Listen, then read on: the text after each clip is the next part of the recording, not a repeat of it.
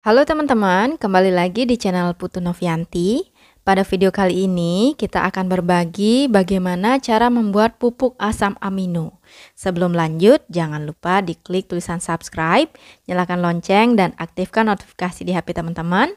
Serta jika video ini bermanfaat, silahkan di-share sebanyak-banyaknya agar semakin banyak lagi yang mulai menanam, walaupun di lahan yang sempit, dengan menggunakan berbagai macam metode.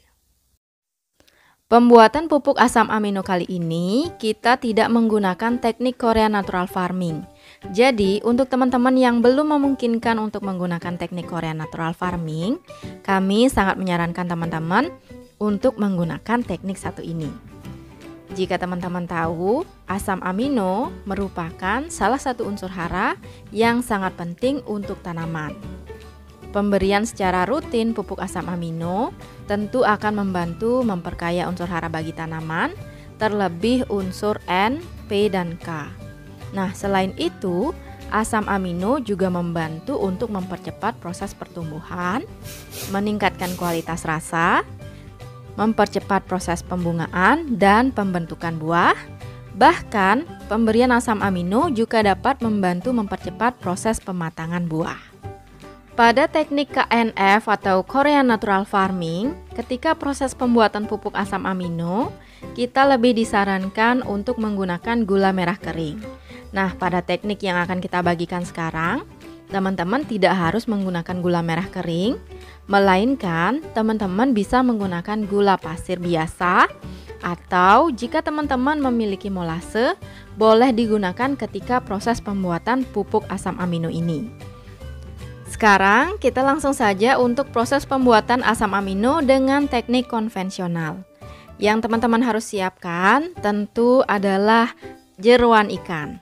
Kemudian siapkan juga gula pasir atau molase, toples plastik atau wadah apapun yang berupa plastik. Dan akan lebih baik jika teman-teman menambahkan limbah nanas atau pepaya untuk mempercepat proses pelumatan dari jeruan ikan yang akan kita gunakan. Pertama, silahkan masukkan gula pasir pada bagian dasar toples, disesuaikan dengan ukuran toples ataupun wadah plastik yang teman-teman gunakan. Pastikan dasar dari toples atau wadah yang digunakan itu seluruhnya sudah tertutup oleh gula pasir. Barulah teman-teman bisa memasukkan jeruan ikan. Namun, jeruan ikan yang sudah disiapkan itu tidak secara langsung dimasukkan satu kali ya teman-teman. Jika sudah dimasukkan jeruan ikan, teman-teman boleh menambahkan limbah nanas atau pepaya yang sudah teman-teman siapkan.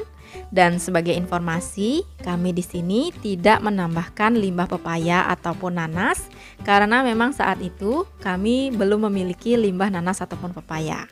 Jadi tidak apa-apa ya kalau misalnya kita tidak memasukkan atau menambahkan limbah pepaya atau nanas. Kita lanjut lagi ya. Setelah memasukkan jeruan ikan di atas gula pasir, teman-teman bisa membaluri atau menambahkan gula pasir di atas jeruan ikan.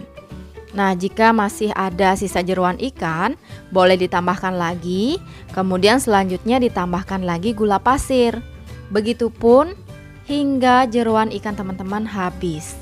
Boleh ditambahkan gula pasir. Lebih banyak gula pasir pun tidak apa-apa, karena kita akan biarkan atau kita fermentasi selama 1 bulan tanpa penambahan air atau tanpa penambahan bahan apapun. Sehari setelah dibiarkan, kita bisa aduk secara merata. Lalu kita lanjutkan proses fermentasi hingga 1 bulan.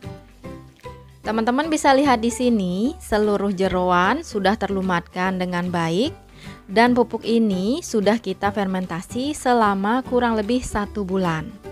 Nah, untuk mengaplikasikan pupuk asam amino dari jeruan ikan dengan teknik konvensional ini, teman-teman hanya perlu menambahkan 1 sendok makan hasil fermentasi untuk 5 liter air. Kemudian pupuk ini bisa dikocor atau teman-teman bisa menggunakan 5 hingga 10 ml hasil fermentasi jeruan ikan. Kemudian ditambahkan dengan 1 liter air untuk pupuk spray. Penggunaan pupuk asam amino bisa dilakukan 5 hingga 7 hari sekali sesuai dengan kebutuhan dan juga usia tanaman. Nah, untuk hasil yang maksimal tentu akan lebih baik jika penggunaan pupuk asam amino ini dikombinasikan dengan pupuk-pupuk yang lain termasuk juga perawatan media tanam secara rutin untuk memaksimalkan hasil dari pertumbuhan tanaman. Nah, jadi itu dia tadi ya teman-teman, bagaimana cara pembuatan pupuk asam amino menggunakan limbah jeroan ikan. Semoga video ini bisa bermanfaat.